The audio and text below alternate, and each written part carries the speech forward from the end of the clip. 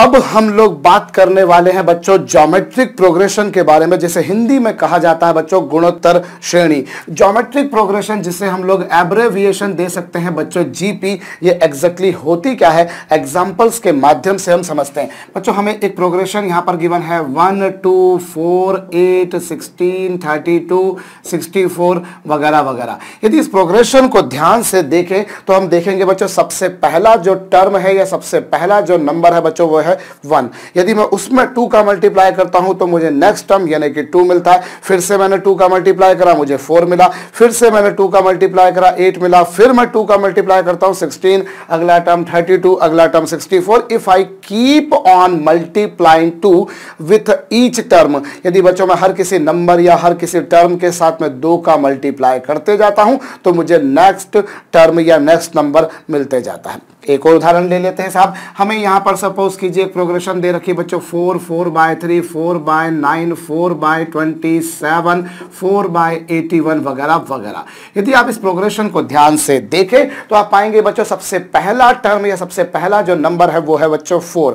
यदि मैं उसमें 1 बाय 3 का मल्टीप्लाई करता हूं तो मुझे 4 बाय 3, फिर मैं 1 बाय 3 का मल्टीप्लाई करता हूं तो मुझे 4 बाय 9, फिर मैं 1 बाय 3 का मल्टीप्लाई करता हूं तो 4 बाय 27, फिर मैं 1 बाय 3 का मल्टीप्लाई करता हूं 4 बाय 81। और यदि यह प्रक्रिया मैं जारी रखता हूं यानी कि 1 बाय 3 से मल्टीप्लाई करते जाता हूं तो मुझे नेक्स्ट टर्म मिलते जाएंगे।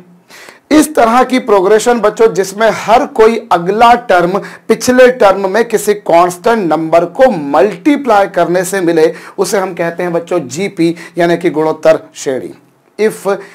if we multiply by some constant number in every term to get the next term, यदि बच्चों मैं हर बार अगले टर्म को लाने के लिए पिछले टर्म में किसी कांस्टेंट नंबर का मल्टीप्लाई करता हूं, कांस्टेंट से मतलब हर बार सेम नंबर का मल्टीप्लाई होना, ऐसा नहीं कि साहब कभी मैंने 2 का मल्टीप्लाई कर दिया कभी 3 का, हम बोले सर 2 भी एक कांस्टेंट है 3 भी एक कांस्टेंट है। नहीं, हमें जिस नंबर का मल्टीप्लाई करना है दैट शुड बी सेम, वो हर बार एक जैसा हो। सो बच्चों अगर किसी प्रोग्रेशन में पिछले टर्म में किसी कांस्टेंट नंबर को मल्टीप्लाई करने से ही मुझे नेक्स्ट टर्म मिलता है तो बच्चों ऐसी प्रोग्रेशन को हम लोग कहा करते हैं जीपी यानी कि गुणोत्तर श्रेणी। In other language I can say it is a progression in which ratio of 2 successive terms is always found to be a constant quantity.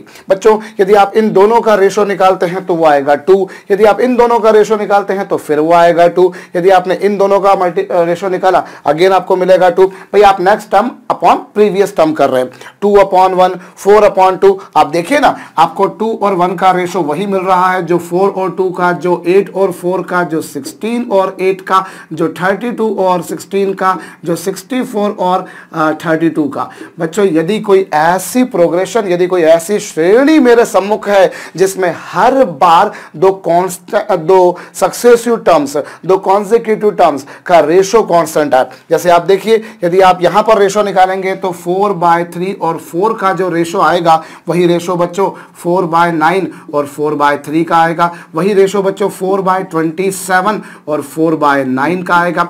यदि आपने इनके रेशो निकाले बच्चों every time you are finding कि जो रेशो आ रहा है बच्चों, जैसे आप देखिए तो सबसे पहली वाली जो प्रोग्रेशन आपको गिवन है बच्चों उसमें रेशो आ रहा है 2, वैसे ही यहां पर यदि आप उस रेशो को देखेंगे बच्चों तो वो आ रहा है 1/3। तो ऐसी कोई प्रोग्रेशन बच्चों जिसमें 2 सक्सेसिव टर्म्स का रेशो कांस्टेंट आए, वो इंडिपेंडेंट है इस बात से कि आपने किन 2 सक्सेसिव टर्म्स का रेशो निकाला है। भाई आपने सेकंड फर्स्ट का रेशो निकाला है या थर्ड सेकंड का निकाला है, फोर्थ थर्ड का निकाला है, 10th 9th का निकाला है, 20th 19th का निकाला है, 21st 20th का निकाला है।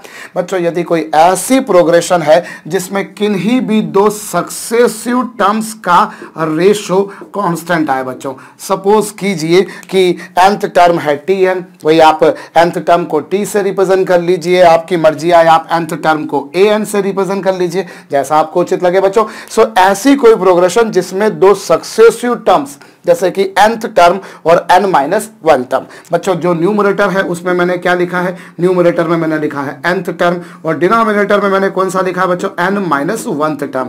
n-1 मतलब जस्ट उससे पहले वाला बच्चों 10th 9th 8th 11th 10th वगैरह वगैरह। तो ऐसी कोई प्रोग्रेशन ऐसी कोई श्रेणी जिसमें 2 क्रमागत पदों का अनुपात नियत आए, कांस्टेंट आए, हर बार वो एक ही रेशो आए, ऐसा नहीं साहब कि कभी रेशो 2 आ रहा है कभी √2, ना भैया। If the ratio is same every time then such a progression we call as बच्चों ज्योमेट्रिक प्रोग्रेशन। ऐसी प्रोग्रेशन को हम लोग क्या कहा करते हैं बच्चों? Geometric progression. और ज्योमेट्रिक प्रोग्रेशन को हम लोग किस तरह से सिंपली लिख सकते हैं बच्चों? ए, आपने इसमें यदि कांस्टेंट नंबर आर का मल्टीप्लाई कर दिया तो आपको मिल गया बच्चों ए आर, फिर से आपने आर का मल्टीप्लाई कर दिया तो आपको ए आर स्क्वायर। भाई ए आर में यदि आप आर का मल्टीप्लाई करेंगे तो ए आर स्क्वायर ही मिलेगा, फिर से यदि आप आर का मल्टीप्लाई करते हैं तो आपको मिलेगा बच्चों ए आर क्यूब, फिर से आपने आर का मल्टीप्लाई कर दिया तो A are to the power 4। अरे ऑब्वियस सी बात है यार, जब आर क्यूब में आर का मल्टीप्लाई किया जाएगा तो आर टू दी पावर 4 मिलना लाजमी है। इसी तरह से बच्चों यदि फिर से मैं आर का मल्टीप्लाई करता हूं तो मुझे मिलेगा A are to the power 5 and so on. I can say बच्चों this is general form of a GP. ये एक जीपी की बच्चों जनरल सामान्य फॉर्म है। यहां जो ए है बच्चों ये क्या कहलाएगा? उस जीपी का फर्स्ट टर्म। जैसे आप एपी के समय पर भी बच्चों फर्स्ट टर्म को ए से ही रिप्रेजेंट करते थे। सो this is the first term, सबसे पहला जो लिखा है। जैसे यहां पर फर्स्ट टर्म कौन है? 1, यहां पर फर्स्ट टर्म कौन है बच्चों? 4। सबसे पहला वाला जो टर्म होता है बच्चों उससे हम कहा करते हैं फर्स्ट टर्म यानी कि प्रथम पद, और जिसको आपने बार बार मल्टीप्लाई करा है। जैसे आप फर्स्ट वाली प्रोग्रेशन में आप किसको मल्टीप्लाई कर रहे थे? फर्स्ट वाली प्रोग्रेशन में बच्चों आप लगातार 2 से मल्टीप्लाई कर रहे थे, सेकंड वाली प्रोग्रेशन में बच्चों आप लगातार 1/3 से मल्टीप्लाई कर रहे थे। सो जिससे आप बार बार मल्टीप्लाई कर रहे हैं, जैसे आपने आर का मल्टीप्लाई करा, फिर में आर का, फिर आर का, फिर आर का, फिर आर का, तो ये जिस नंबर से आप बार बार मल्टीप्लाई कर रहे हैं बच्चों इसे हम कहा करते हैं कॉमन रेशो यानी कि नियत अनुपात।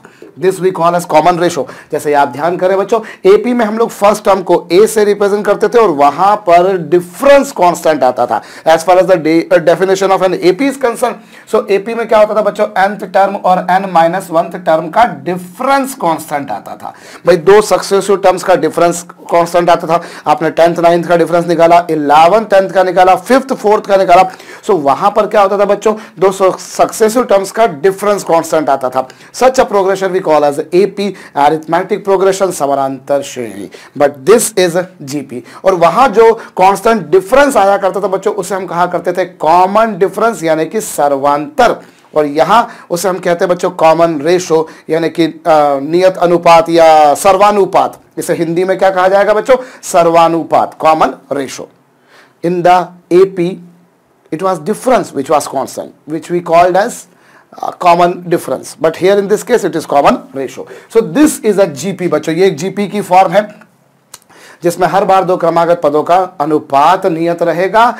और जैसे यहां पर यदि आप देखें पहली वाली प्रोग्रेशन में a की वैल्यू 1 है, r की वैल्यू बच्चों 2 है। Every time you are multiplying by 2। If you talk about this progression here you see a is equal to 4 and r is equal to कितना बच्चों? 1/3। मेरे ख्याल से आपको ये सब कुछ समझ में आया होगा। बड़ी सिंपल साधारण सच्ची सी बात है बच्चों, इसे एक बार जरूर नोट डाउन कर लीजिएगा।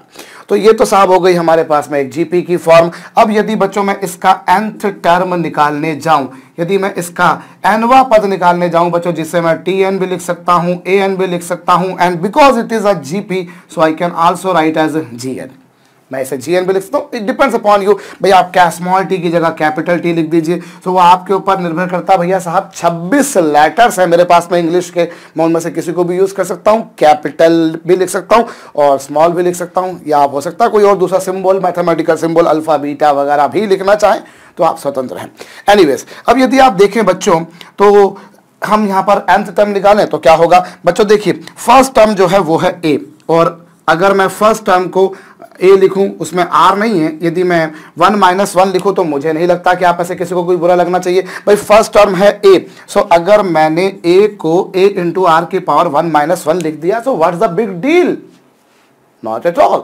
आप ऐसा भी लिख सकते हैं। सो साहब मैंने इसे ऐसा भी लिख दिया। सो देखिए अब आप देखिए ये तो आपके पास में हो गया फर्स्ट टर्म। अब सेकंड टर्म को आप देखें तो सेकंड टर्म क्या है बच्चों?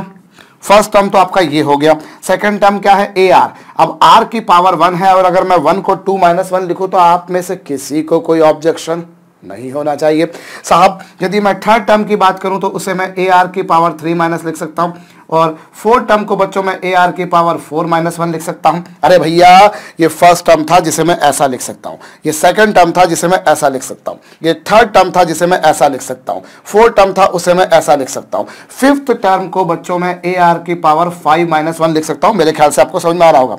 ये देखिए फर्स्ट टर्म, ये कौन सा टर्म, सेकंड टर्म, ये कौन सा टर्म, थर्ड टर्म, ये कौन सा टर्म, फोर्थ टर्म, ये कौन सा टर्म, फिफ्थ टर्म।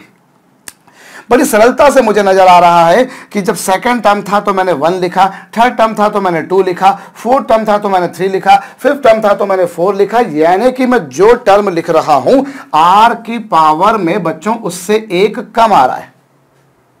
अरे सेकंड टर्म के टाइम क्या लिखा, 1, सेकंड टर्म के टाइम पर 1 लिखा, थर्ड टर्म के टाइम पर 2, फोर्थ टर्म के टाइम पर 3। जो पावर है, जो टर्म ले रहे हैं उससे एक कम कर रहे हैं बच्चों। सेकंड टर्म के टाइम पर आपने 2 लिखा यानी 3 माइनस 1, फोर्थ टर्म के टाइम आपने 3 लिखा यानी 4 माइनस 1, फिफ्थ टर्म के टाइम पर आपने 4 लिखा यानी 5 माइनस 1। आप जो टर्म लिख रहे हो बच्चों उससे एक कम लिख रहे हो पावर। फिफ्थ के टाइम पर आपने 4 लिखा, फोर्थ के टाइम पर 3 लिखा, थर्ड के टाइम पर आपने 2 लिखा। तो जो है बच्चों आप देखिए ना, मैं ऐसा भी लिख सकता हूं। हालांकि बड़ी सीधी सी बात है, मेरे ख्याल से एक झटके में समझ में आ चुकी होगी, पर फिर भी जो लोग थोड़े अक्लमंद नहीं है, जिनकी अक्लमंद है, उनके लिए मैं थोड़ा आराम से जा रहा हूं बच्चों। ए आर की पावर 2 को मैं ऐसा लिखूं, ए आर की पावर 3 को मैं ऐसा लिखूं, तो मैं नहीं समझता कि कोई बुरी बात होगी बच्चों। सो जो टर्म लिख रहे हैं उससे एक कम लिख रहे हैं पावर। थर्ड टर्म के टाइम पर आपने 2 लिखा, फोर्थ टर्म के टाइम पर 3 लिखा, फिफ्थ टर्म के टाइम पर 4 लिखा, सिक्स टर्म के टाइम पर 5 लिखा, तो nth टर्म के टाइम पर बच्चों A R to the power n minus 1 जो टर्म था उससे एक कम। So this is general term और you say nth term of a GP. ये भी जरूर बच्चों आप लोग नोट डाउन कर लीजिएगा। एक जीपी का जनरल टर्म कैसे निकाला जाता है, मेरे ख्याल से आपको ये समझ में आया होगा। चलिए हम लोगों ने यहां पर जो प्रोग्रेशन लिखी है बच्चों 2 एग्जांपल्स के तौर पे, इन्हीं के लिए हम लोग सम भी यहां पर सॉल्व कर लेते हैं। सपोज कीजिए बच्चों आपको पहली वाली जो प्रोग्रेशन गिवन है उसी में आपसे पूछ लिया जाए कि साहब इसमें 10th टर्म बताइए, find 10th term in first progression. So first progression को यदि मैं लिखूं एक बार वापस से बच्चों 1 2 4 8 16 वगैरह वगैरह, यदि आप ध्यान दें बच्चों तो यहां पर a की वैल्यू है 1 और r की वैल्यू है 2। भाई फर्स्ट टर्म की वैल्यू है 1, क्लियर कट नजर आ रही है ना। If I see this series I see this is a GP because the ratio of 2 successive terms is found to be a constant quantity and that ratio as you can see is nothing but 2। So r की value 2 आ गई और आपको कौन सा term निकालने को बोला है बच्चों, 10 टर्म। और nth टर्म का फार्मूला आप लोगों ने क्या पढ़ा बच्चों, ए आर की power n minus 1 where a is nothing but first term and r is common ratio और n की वैल्यू कितनी है बच्चों, 10। सो this is 2 to the power 9 और 2 to the power 9 की वैल्यू मेरे ख्याल से 256 होती है। एक बार आप चेक कर लीजिएगा बच्चों मैं तो सही हूं या नहीं, मैं देख लेता हूं। ये 2 की पावर 1, 2 की पावर 2, 3 4 5 6, अगला क्या होगा बच्चों 128, 256 ना 512 आएगा, 512। फिर भी एक बार वेरीफाई कर लीजिएगा, maybe I am wrong, कोई जरूरी नहीं है। तो ये मेरे ख्याल से बच्चों सही किया है मैंने। फिर भी मैं एक बार बोलूंगा कि जरूर से चेक कर लीजिएगा क्योंकि मैं जरा गणितीय कैलकुलेशन से थोड़ा डरा सहमा घबराया शर्माया प्राणी हूं। अगला सम आप कीजिए बच्चों, ये जो आपको प्रोग्रेशन सेकंड वाली दे रखी है इसमें आपको 15th टर्म को फाइंड आउट करना है। जरा वीडियो को पॉज करके कीजिए। ए की वैल्यू यदि आप सेकंड वाली प्रोग्रेशन में देखें तो 4 है बच्चों और कॉमन रेशो 1/3 है। और रही बात बच्चों nth टर्म की तो उसका फार्मूला क्या है, ए आर की पावर n माइनस 1 यही है बच्चों।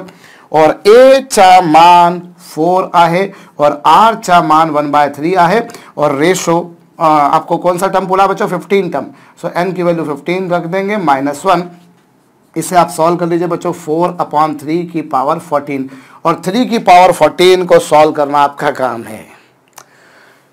आप में से कई सारे लोग बोलेंगे सर ये तो हम भी कर सकते थे, असली तो खेल वही शुरू होता है जब 3 की पावर 14 को मल्टीप्लाई करना। तो असली खेल आप खेलो ना, मैं नकली खेल खेल लेता हूं साहब।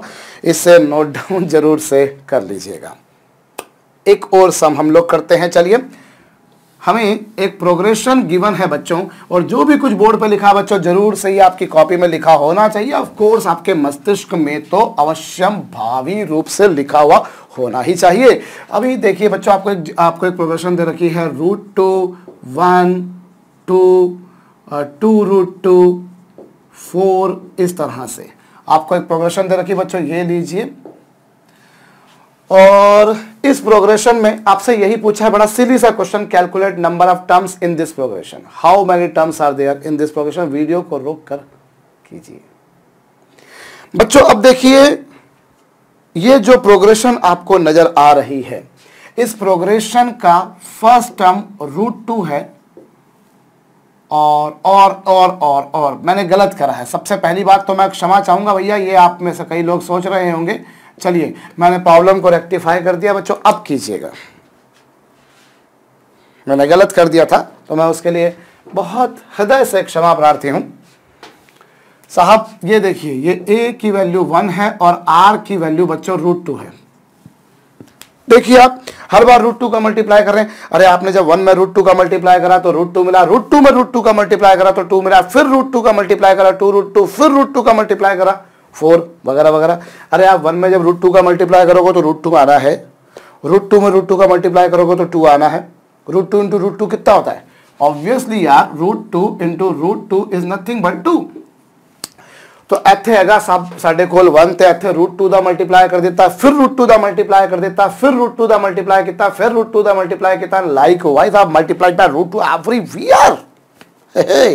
यस, सो यू सी बच्चों a equals to 1, first term की वैल्यू 1 है और कॉमन रेशियो है साला कॉमन रेशियो √2 है आपसे। और यहां पर आपको ये दे रखा है the progression ends on 128 and I need to find out the number of terms, how many terms are there that I need to find out. So not a big deal बच्चों। अभी आपको पता है nth टर्म का formula या generalised way में हम देख चुके हैं बच्चों, वो ये है 128 और 128 a की वैल्यू इतनी, r की वैल्यू √2 की पावर n-1। और 128 को हम लोग क्या लिख सकते हैं बच्चों? 128 कैसे आएगा बच्चों? यदि आपने 2 में 2 का मल्टीप्लाई करा तो 4 में 2 का मल्टीप्लाई करा तो 8 में 2 का मल्टीप्लाई करा तो 16 में 2 का मल्टीप्लाई करा तो 32 में 2 का मल्टीप्लाई करा तो 64 में 2 का मल्टीप्लाई करा तो 128 आता है। 2 2 जा 4, 2 जा 8, 2 जा 16, 2 जा 32, 6 2 जा 64, 2 जा 128। और ये हो चुका बच्चों कितना? √2 की पावर n-1। अभी 3 2 2 7, ये हो गया बच्चों 2 की पावर 7। ये जो है बच्चों LHS यदि आप देखें तो 2 की पावर 7 है। और RHS पर जो ये लिखा है बच्चों √2, इस √2 को अगर मैं 2 की पावर 1/2 लिखूं तो मुझे दुनिया की कोई ताकत ये लिखने से नहीं रोक सकती। नाउ यू सी यहां पर बच्चों 2 की पावर 7 है और ये 2 की पावर n-1/2 है। Now if you compare the powers you will get बच्चों n-1/2। 2 7 जा 14 plus 1 15। so how many terms are there? There must be 15 terms। वैसे वेरीफाई कर लीजिएगा if there is any mistake as far as the calculations are concerned that you need to modify them, you need to improve them, you need to rectify them। ये आपके पास है बच्चों। देखिए अभी आपने क्या है पहले एपी पढ़ी थी तो आपको मालूम था कि जो प्रोग्रेशन मैंने आपको दे रखी वो एक एपी ही होगी, कोई कहने वाली बात है नहीं भाई। हर बार 2 सक्सेसिव टर्म्स का डिफरेंस कांस्टेंट आता था। अब आप जीपी पढ़ रहे तो हर बार 2 सक्सेसिव टर्म्स का रेशियो कांस्टेंट आएगा। पर जब क्या होगा एग्जाम हॉल में आप जब बैठे होंगे, जब आप एग्जाम का पेपर दे रहे होंगे, जब आप आपके इम्तिहान का पर्चा लिख रहे होंगे, मैं यूं कहूं ठेठ उर्दू में, तो साहब उस समय क्या होगा?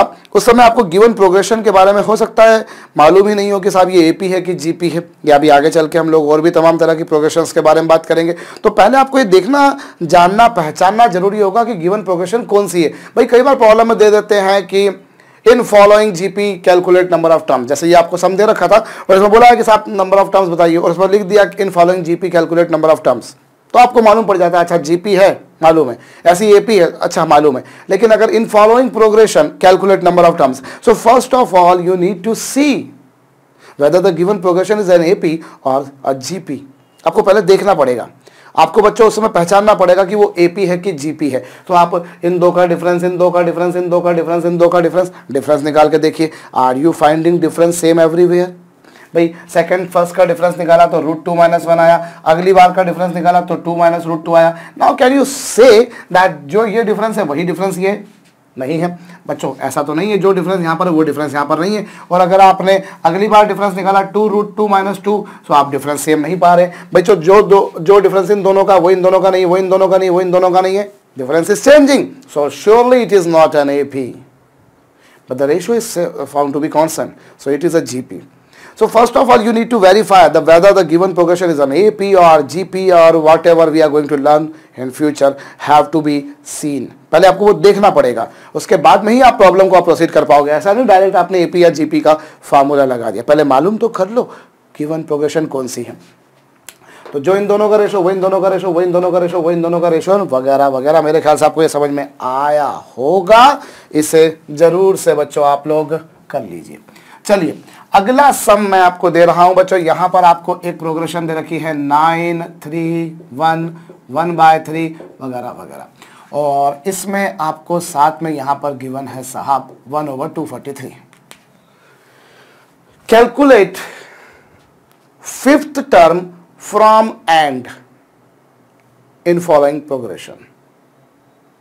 दी गई श्रेणी में अंत से पांचवा पद बताइए। वीडियो को रोक करके कीजिए बच्चों। देखिए ये जो प्रोग्रेशन आपको दे रखी है इसमें आपको एंड से पांचवा टर्म पूछा है। कहां से? एंड से। How I will come to know that, देखते हैं। First of all you see बच्चों this is a GP. It is a GP in which the first term is 9 and common ratio you can see is 1/3। बच्चों ये GP है क्योंकि कोई भी दो सक्सेसिव टर्म्स का रेशो निकाल कर देखिए हर बार सेम आ रहा है। अरे जो रेशो 9 3 का वही 1 3 का वही 1/3 और 3 का है, 1 का है सॉरी है।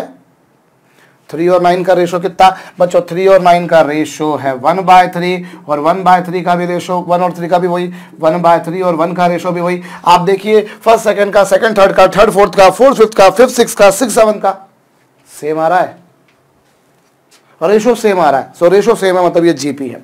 और एक ऐसी जीपी है बच्चों जिसका फर्स्ट टर्म है 9 और कॉमन रेशो है 1/3।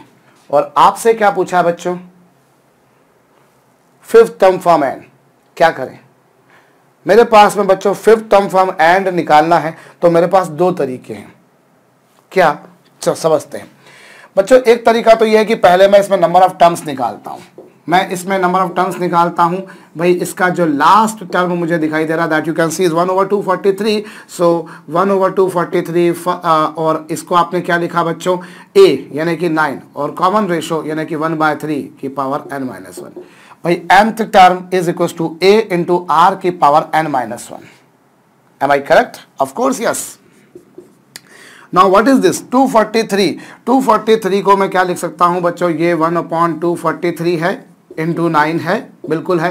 And this is what? 1/3 to the power n-1। Now if you multiply this to what you see बच्चों? 243 मतलब क्या?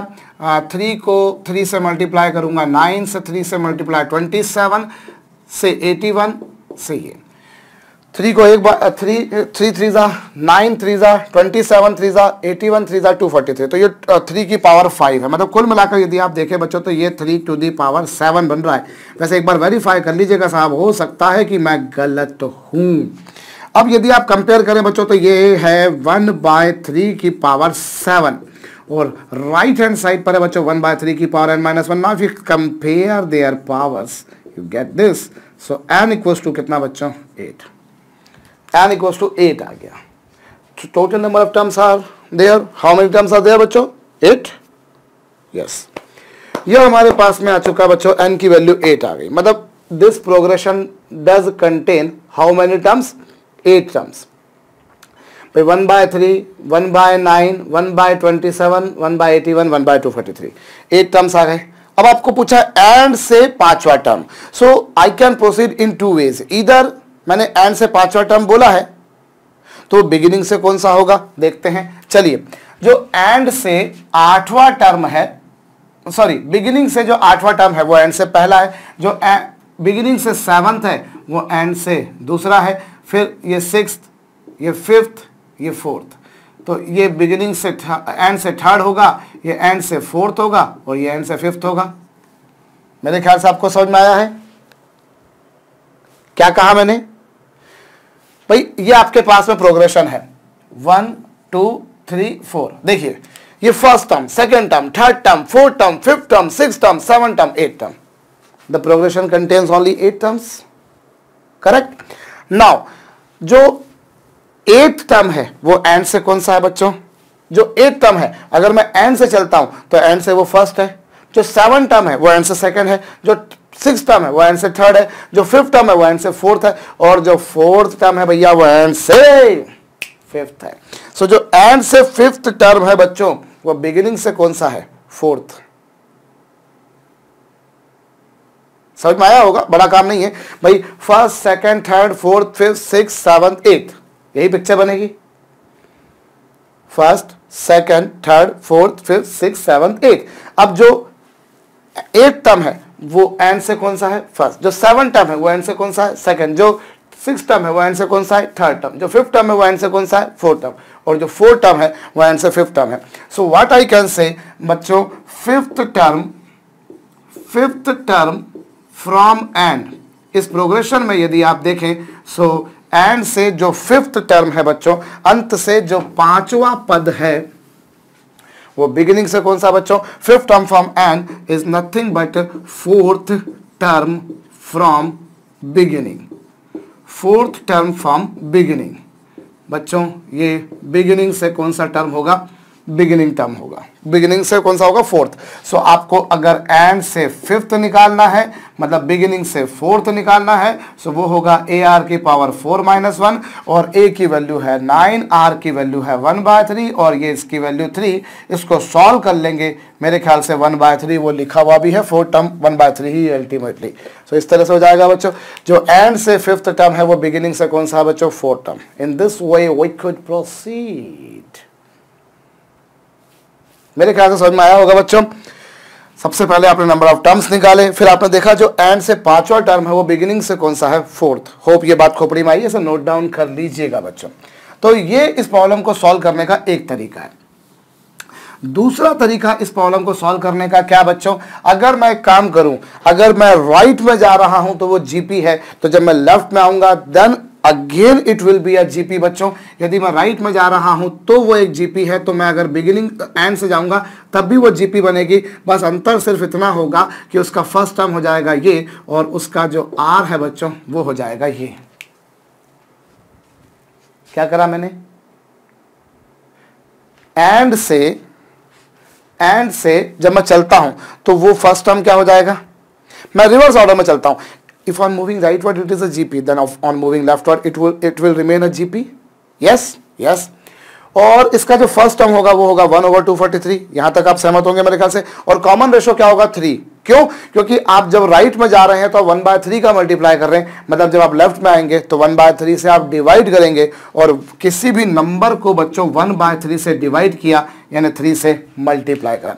भाई राइट में गए तो आपने किससे मल्टीप्लाई करा था? 1/3 से. 1/3 का मल्टीप्लाई करा, 1/3 का मल्टीप्लाई करा, 1/3 का मल्टीप्लाई करा. तो ऐसे जाने पर 1/3 का मल्टीप्लाई करें मतलब ऐसे जाने पर 1/3 से डिवाइड करेंगे. डिवाइड करेंगे मतलब 3 से मल्टीप्लाई करेंगे. सो ये प्रोग्रेशन बन जाएगी बच्चों. और इसमें आपको 5th टर्म पूछा है तो वो 5th टर्म क्या होगा बच्चों? फर्स्ट टर्म है यहाँ पर ये और कॉमन रेशो है बच्चों 3 की power 5 - 1 and if you simplify this 3 to the power 4 is nothing but 81 and over 243 of course it comes out to be 1/3. so in this way we can proceed. हम लोगों ने एपी में भी इस तरह के सम करा है बच्चों. वहाँ आप राइट में जाने पर जिसको जोड़ते हो लेफ्ट में जाने पर उसी को घटा होगी, क्योंकि वहाँ जोड़ने घटाने की बात होती थी. यहाँ बच्चों रेशो अनुपात निकालने की बात होगी. मेरे ख्याल से आपको ये बात समझ में आई होगी. बड़ी सिली सी बात है बच्चों, इसे नोट डाउन कर लीजिएगा. तो किसी भी प्रोग्रेशन में बच्चों एंड से टर्म निकालना है तो आप, मेरे ख्याल से ये तरीका ज़्यादा आसान है. ये तरीका ज़्यादा आसान है. आप ऐसे जा रहे हैं उल्टा चल लीजिए. भाई ऐसे जाने पर जिससे मल्टीप्लाई करें, ऐसे आने पर उसी से बाबा आपने को क्या करने का है? डिवाइड. लिख लीजिएगा बच्चों. वैसे हम लोग यहाँ पर डायरेक्ट एक फार्मूला लिख सकते हैं बच्चों. अगर हमारे किसी प्रोग्रेशन में ये फर्स्ट टर्म है, ये सेकेंड टर्म है, ये थर्ड टर्म है और बच्चों ये हमारे पास में एंड टर्म है. सो एंड से ये होगा फर्स्ट टर्म, या फिर मैं यूँ कहूँ कि देखिए ये n-3rd टर्म, ये n-2th टर्म, ये n-1th टर्म, ये बच्चों एंड टर्म. अब जो एंड से जो बिगिनिंग से nth टर्म है वो एंड से फर्स्ट, ये एंड से सेकंड, ये एंड से थर्ड, ये एंड से फोर्थ. सो यदि आप ध्यान दें तो एंड से जो फर्स्ट टर्म है वो बिगिनिंग से कौन सा है बच्चों, एन टर्म। एंड से जो सेकंड टर्म है वो बिगिनिंग से कौन सा है बच्चों, n-1। एंड से जो थर्ड टर्म है बच्चों वो बिगिनिंग से कौन सा है, n-2 टर्म है। एंड से जो फोर्थ टर्म है वो बिगिनिंग से कौन सा है, n-3। सो इस तरह से बच्चों यदि मैं एंड से जो mth टर्म होगा वो बिगिनिंग से कौन सा होगा बच्चों, वो बिगिनिंग से होगा n-m-1। आप देखिए ना, यहां पर 3 था तो आपने 2 माइनस करा, 2 था तो 1 माइनस करा, 4 था तो 3 माइनस करा, तो mth है बच्चों। तो ये सो एंड से जो mth टर्म होगा, what I can say, mth term from end, mth term from end is equal to n-m-1 term from beginning. बड़ा सिंपल सा तरीका है बच्चों, फ्रॉम बिगिनिंग। ऑफ कोर्स इसके लिए आपके पास में वो आगे आप लिख लीजिएगा बच्चों, मैंने इतना सिर्फ लिखा है। mth टर्म फ्रॉम एंड जो होगा बच्चों वो बिगिनिंग से कौन सा होगा, मेरे ख्याल से आपको समझ में आया है, n-m-1। भाई देखिए, ये first term, second term, third term, fourth term, n-3, n-2, n-1 और nth टर्म है। अब जो बिगिनिंग से nth टर्म है बच्चों वो बिगिनिंग से वो एंड से फर्स्ट है, जो n-1 है वो एंड से सेकंड टर्म है, थर्ड टर्म है, फोर्थ टर्म है। सो एंड से जो फर्स्ट टर्म है वो बिगिनिंग से ये, एंड से जो सेकंड टर्म है वो बिगिनिंग से ये, एंड से जो थर्ड टर्म है वो बिगिनिंग से ये, एंड से जो फोर्थ टर्म है वो बिगिनिंग से ये, तो एंड से जो mth टर्म है वो बिगिनिंग से ये। सो mth टर्म फ्रॉम एंड जो होगा बच्चों वो बिगिनिंग से कौन सा टर्म होना है, समझ में आ गया होगा मेरे ख्याल से आपको बच्चों। ये नोट डाउन कर सकते हैं। जैसे पिछले ही सम को मैं अगर देखूं बच्चों, सो पहले मैंने नंबर ऑफ टर्म्स निकाले, नंबर ऑफ टर्म्स मुझे कितने मिल गए, नंबर ऑफ टर्म्स मुझे मिले थे मेरे ख्याल से 8, है ना, 8 मिले थे। सो मुझे यहाँ पर एंड से फिफ्थ टर्म बोला, तो एंड से जो एंड से बोला उसमें मैंने डैश से रिप्रेजेंट कर लिया। एंड से जो फिफ्थ टर्म होगा वो बिगिनिंग से कौन सा होगा, T8 - 5-1। भाई m की जगह 5 पुट कर दिया, सो ये क्या आ रहा है बच्चों, 8 से 4 गए, मतलब बिगिनिंग से फोर्थ टर्म, वही आया, वही तो लिखा था। हालांकि आप इसको मतलब ये काफ़ी लंबी अप्रोच हो जाती है मेरे ख्याल से, बट स्टिल कोई बोले अरे यार सर ने ये नहीं बताई, तो मैंने बता दिया भैया। चीज़ें सभी होती हैं, कभी किसी को कोई तरीका आसान जाता है, कभी किसी को कोई तरीका आसान जाता है। तो भैया ऐसा नहीं हो कि आप कहें कि सबको आता नहीं होगा, सर को आता है, सर ने बता भी दिया है। एंड से जो फिफ्थ टर्म है वो बिगिनिंग से कौन सा होगा, वो बिगिनिंग से होगा n-m-1, where n stands for total number of terms. As you can see the series is ended over nth term. So ये आपके पास में आया। सो एंड से जो फिफ्थ टर्म है वो बिगिनिंग से फोर्थ टर्म होगा, और इसी आधार पर मैं फोर्थ टर्म की वैल्यू अगर निकाल रहा हूं तो वो क्या होगी, हाँ भैया ये, और कॉमन रेशो की वैल्यू 1/3 थी और उसकी पावर 4।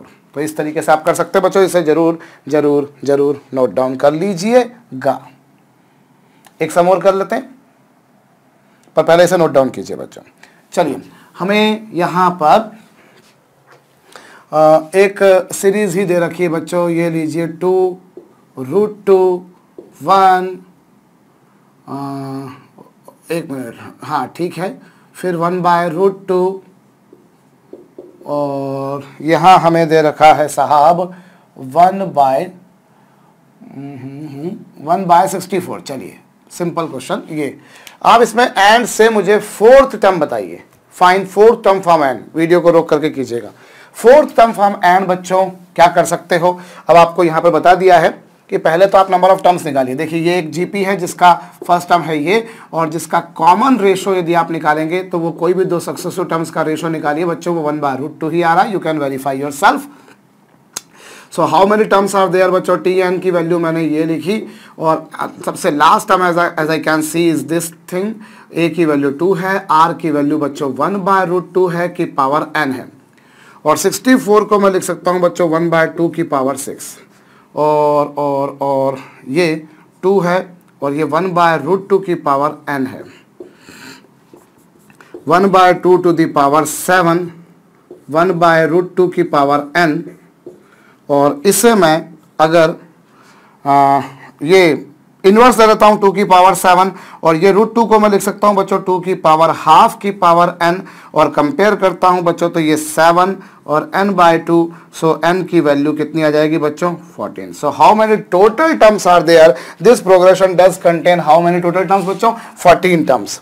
सो मैं अगर n से 4th टर्म निकालना चाहूं तो मैं झटके में भी निकाल सकता हूं। कैसा झटका कि जो 14 टर्म होगा वो होगा फर्स्ट, जो 13 टर्म होगा वो होगा सेकंड, जो 12 टर्म होगा वो होगा थर्ड और जो 11 टर्म होगा वो होगा फोर्थ। बड़ा सिंपल सा सम है बच्चों।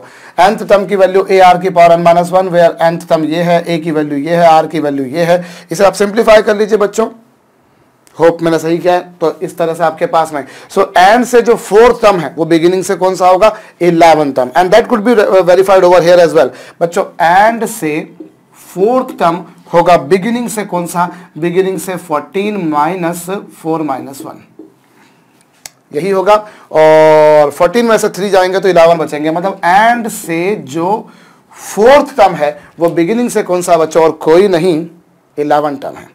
तो आप इस तरह से 11 टर्म निकालने जाएंगे। फर्स्ट टर्म की वैल्यू है 2 और कॉमन रेशो की वैल्यू है 1/2 और उसकी पावर 11 माइनस 1 और 2 की पावर ये आ जाएगा 1/32 और मेरे ख्याल से इसको सिंप्लीफाई करने के बाद में आपको और कुछ नहीं 1/16 ही मिलेगा। बच्चों एंड से जो 4 टर्म है वो बिगिनिंग से कौन सा होगा 14 माइनस 4 माइनस 1।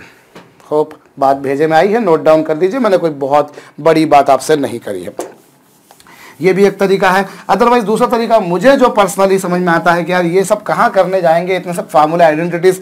कोशिश ये होना चाहिए कि जितनी कम आइडेंटिटी से हमारा काम हो जाए उतना बेहतर है हमारे लिए। और उसी के तहत बच्चों यदि मैं इस प्रोग्रेशन को देख रहा हूँ तो मैं ऐसा था, अब मैं अगर उल्टे ऑर्डर में चलता हूँ तो फर्स्ट टर्म जो होगा वो 1/64 होगा।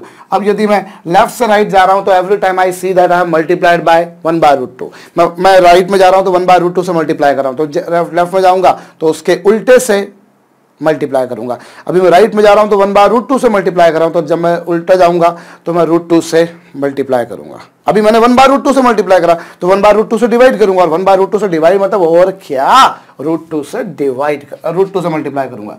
सो आर की वैल्यू √2 हो जाएगी। सो एंड से 4th टर्म मतलब बिगिनिंग ये फर्स्ट टर्म तो ये 1/64 आ गया और ये √2 की पावर कितनी बच्चों √2 की पावर 4 माइनस ये 4 माइनस 1। तो ये क्या होगा, मैंने वहां पे कुछ गलती करी है।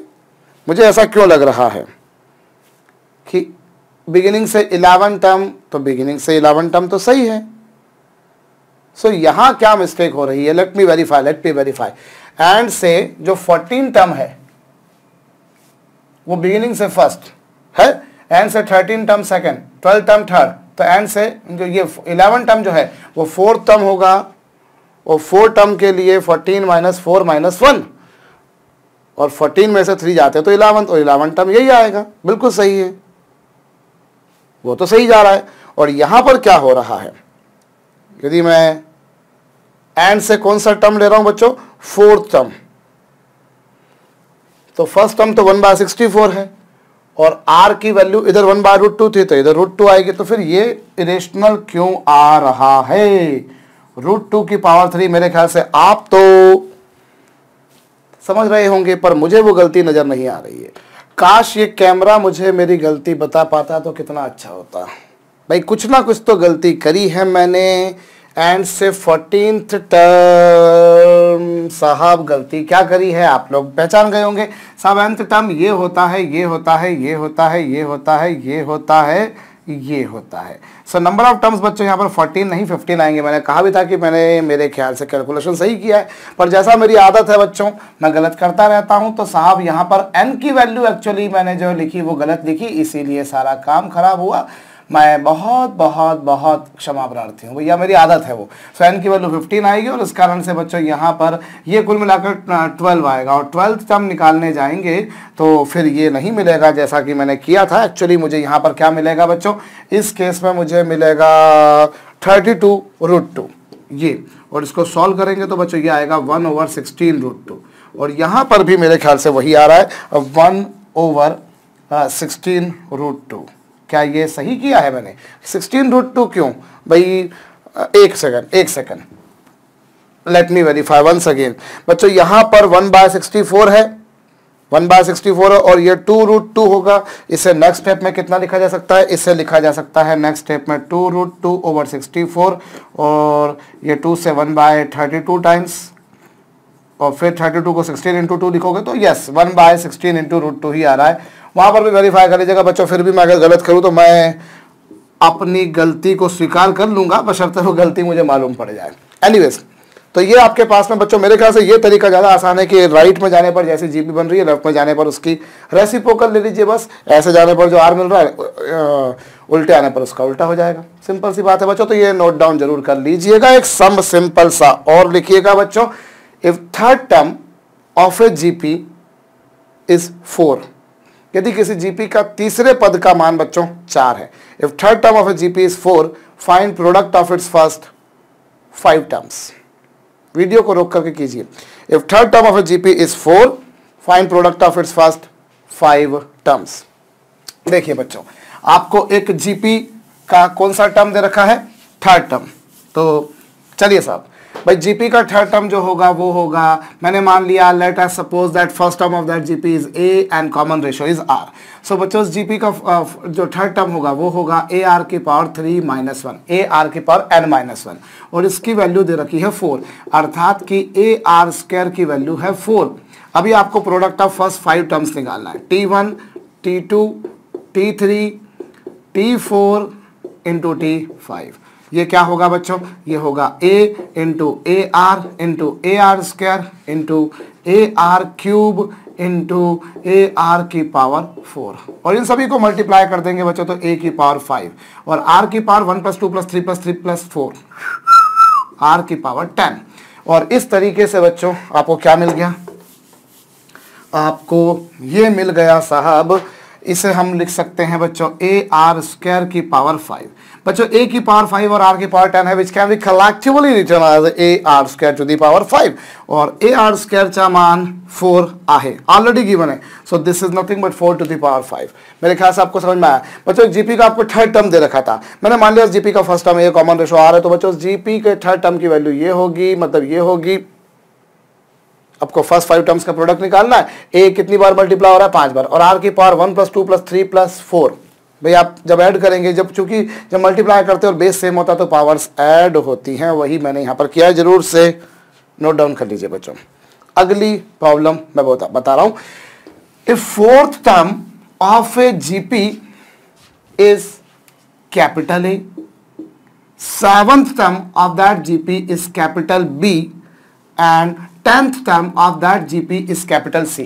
क्या कहा है बच्चों प्रॉब्लम में, if fourth term of a GP is capital A, 7th term of that GP is capital B and 10th term of that GP is capital C, prove that B square is equals to AC। Video को pause करके कीजिए।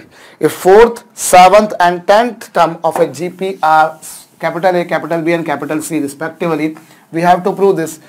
Video को रोक करके बच्चों जरूर से आपको करना है। देखिए, मैंने मान लिया कि उस जीपी का फर्स्ट टर्म, मैं चलिए यहां करता हूं, मैंने मान लिया कि उस जीपी का फर्स्ट टर्म ए है और कॉमन रेशियो आर है, तो बच्चों जीपी का जो फोर्थ टर्म होगा वो होगा ए आर की पावर 4 - 1 यानी कि ए आर क्यूब। यही होगा होना है भैया। अरे माना कि जीपी का फर्स्ट टर्म ए और कॉमन रेशियो आर है, तो फोर्थ टर्म ये हो गया। और उस जीपी का सेवंथ टर्म क्या होगा, सेवंथ टर्म होगा ए आर की पावर 7 - 1 यानी ए आर की पावर 6। और रही बात बच्चों 10th टर्म की, तो वो होगा ए आर की पावर 10 - 1 यानी ए आर की पावर 9। होप आपको ये बात खोपड़ी में आई है। भाई फोर्थ टर्म होगा ए आर की पावर n - 1, सेवन टर्म होगा ए आर की पावर 7 - 1 और 10 टर्म होगा ए आर की पावर 10 - 1।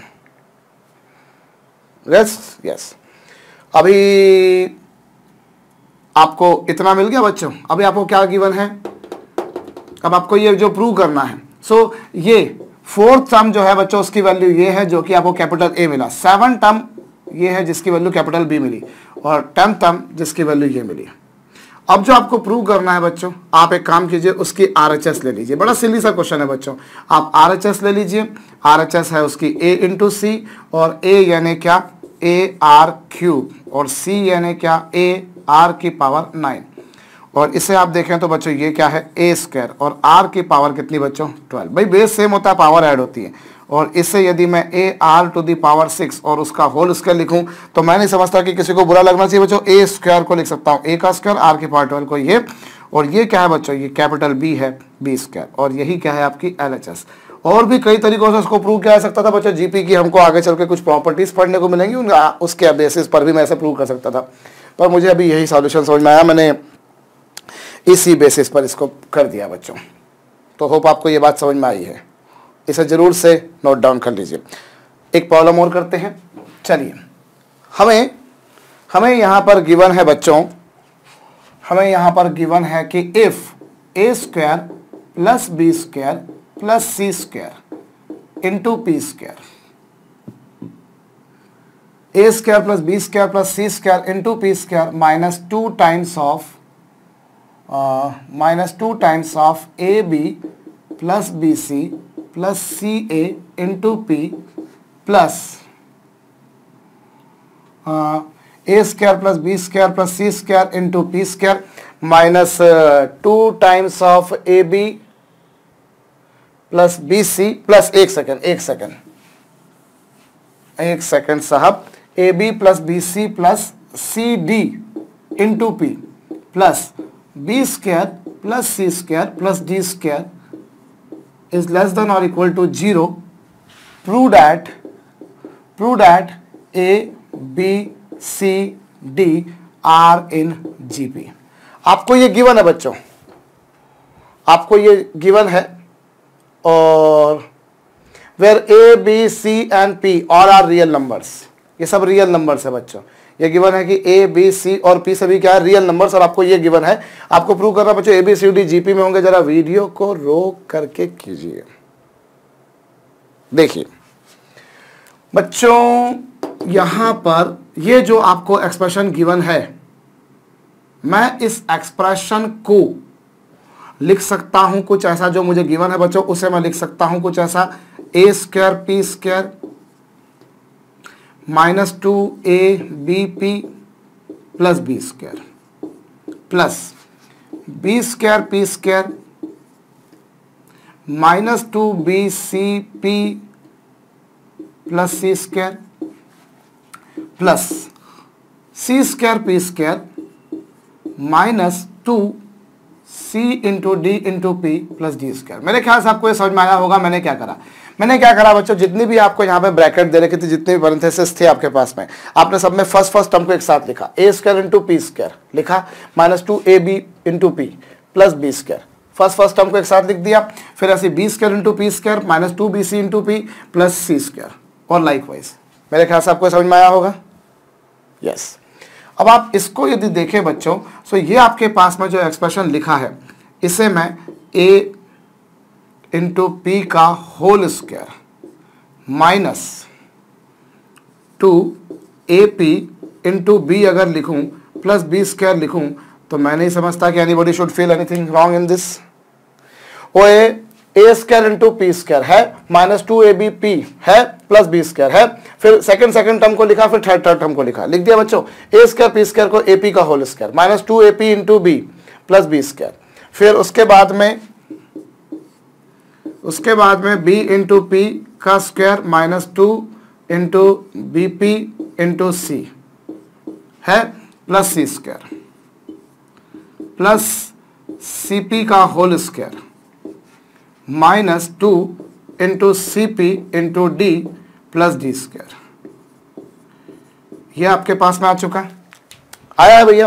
देखिए ए स्क्वायर पी स्क्वायर को आप ए पी का whole square minus 2ab into b plus b square, b p का होल स्क्वायर। मेरे ख्याल से सब बड़ा सीधी सी बात थी, आपको समझ में आई होगी। अब आप जरा इसको नोटिस करें बच्चों, तो आप ये क्या पा रहे हैं, ये a square plus b square minus 2ab क्या होता है, ए माइनस बी का होल स्क्वायर, ये क्या होगा बी माइनस सी का होल स्क्वायर, और वही काम यहां पर भी, ये सब ये आ चुका बच्चों आपके पास में। मेरे ख्याल से समझ में आया होगा आपको।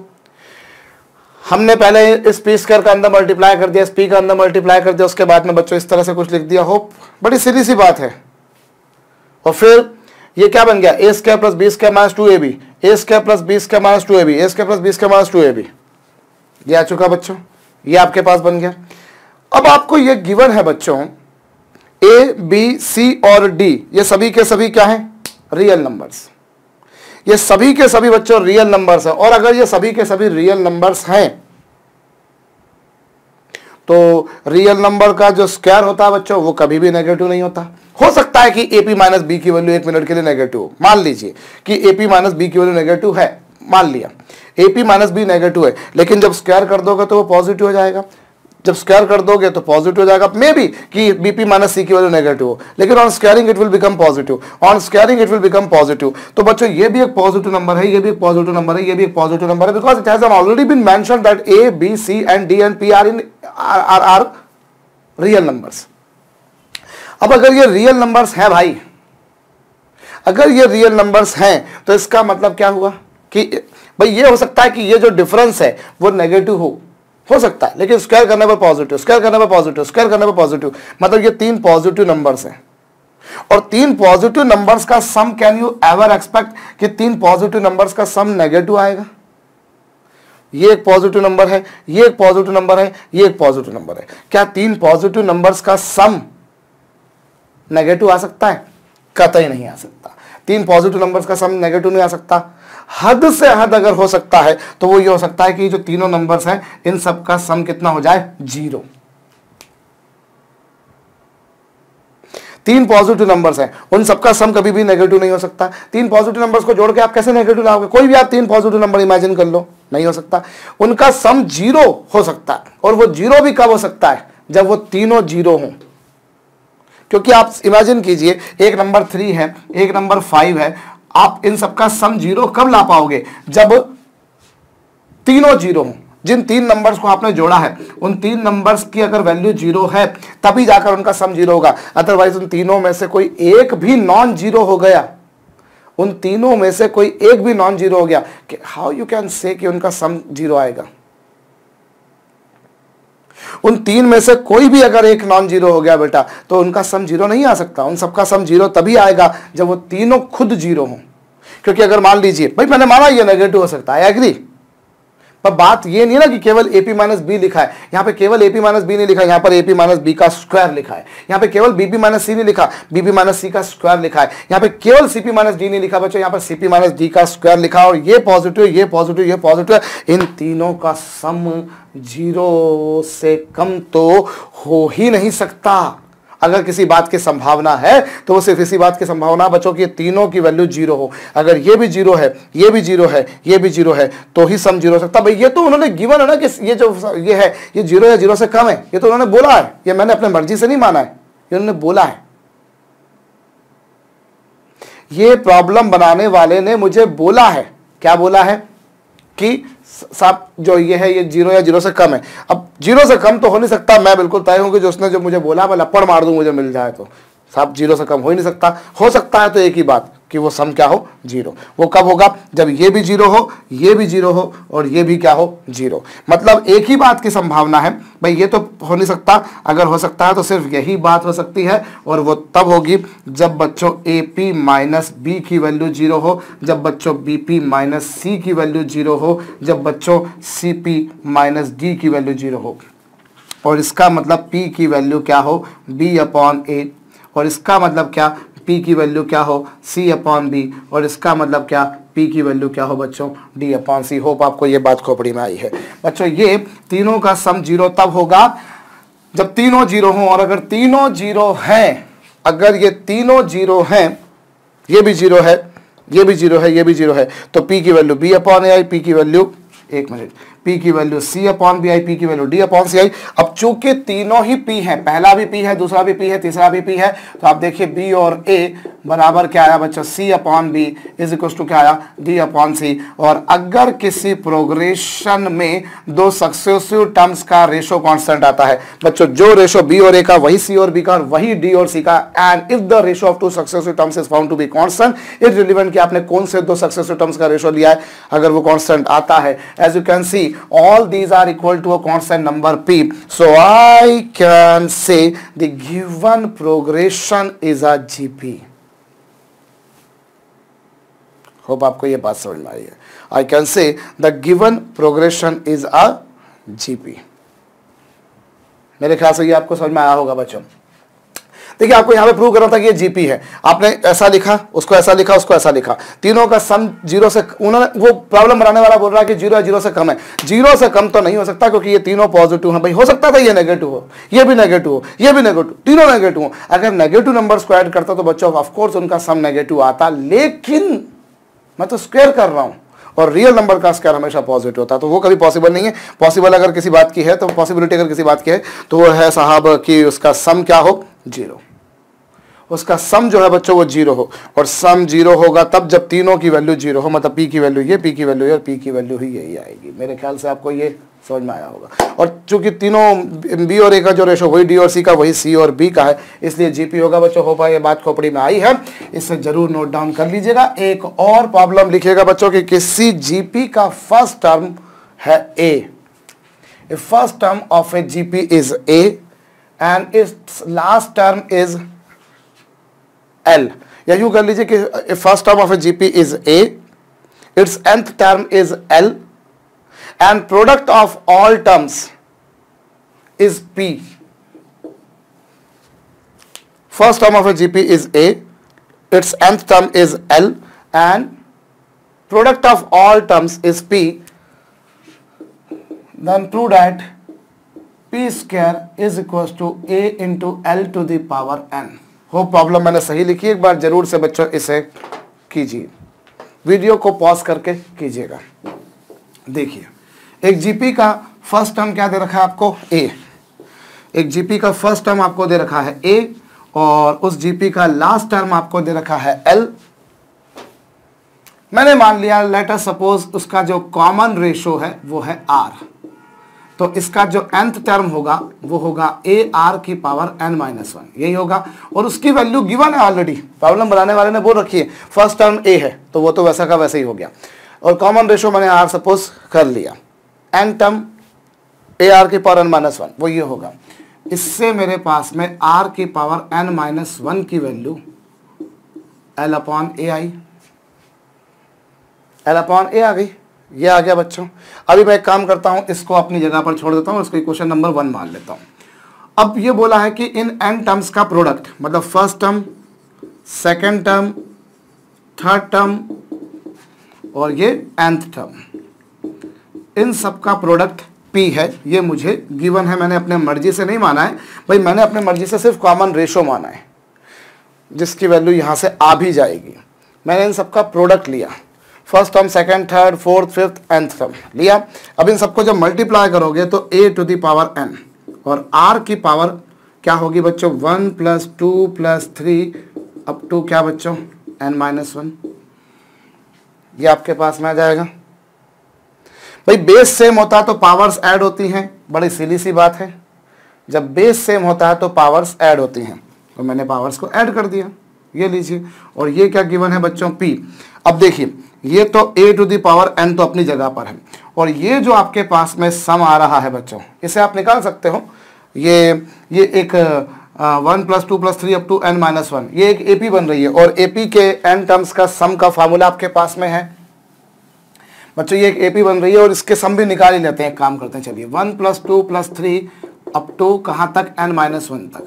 As you can see n terms का सम क्या होता है बच्चों, n टर्म्स का सम होता है n/2, where n is number of terms. अब यहाँ नंबर ऑफ टर्म्स देखें तो n-1 है, इंटू 2a और प्लस n-1 इंटू d। इसको सॉल्व कर लीजिए, सो -2 से +2 कैंसिल हो जाएगा। कुल मिलाकर आप चेक कर लीजिए बच्चों आराम से, मैंने तो डायरेक्ट लिख देना है, ये आ रहा है। सो ये आपके पास में a r की पावर कितनी बच्चों, n-1/2 और उसकी वैल्यू कितनी आ गई बच्चों, ये गिवन है आपको, ये है। अब इसे मैं नेक्स्ट स्टेप में क्या लिख सकता हूं, इसे मैं नेक्स्ट स्टेप में लिख सकता हूं a to the power n और r की पावर n-1 की पावर अगर मैं n/2 लिखूं तो मुझे नहीं लगता किसी को बुरा लगना चाहिए, क्योंकि बच्चों ये क्या है, n into n-1/2 which could be written as this. Why? Because you know that a to the power m to the power n को लिखा जा सकता है a की पावर mn। बड़ी सिंपल सी बात है, a की पावर m की पावर n होता है a to the power mn। तो मैंने उसे ऐसा लिख दिया, अब यहां से a to the power n और r की पावर n-1 को मैंने लिखा l अपॉन a की पावर n/2 और is equal to p given है और ये हो गया a to the power n l की पावर n/2 a की power n/2 is equal to p और ये r की पावर n है, ये n/2 है। जब ये देखेंगे तो ये भी a की पावर n/2 ही हो जाएगा बच्चों, जो कि n है और ये n/2 है।